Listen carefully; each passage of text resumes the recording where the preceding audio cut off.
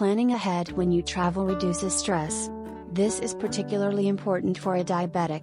These 5 diabetes travel tips are simple to implement and crucial to your diabetic management. They are particularly important if you are traveling abroad. 1. Have a pre-travel checkup. Make sure your A1C blood sugar levels, your blood pressure and your cholesterol levels are okay. Get the appropriate shots for any country you plan to visit.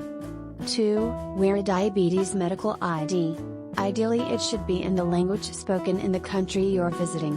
Not everyone speaks your language and you don't want medical problems through misunderstandings.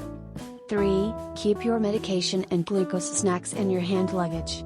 Check-in baggage does, unfortunately, go astray. Don't risk your diabetes medication by packing it in your main luggage. 4. Keep your medication in its original box, complete with pharmacy labels.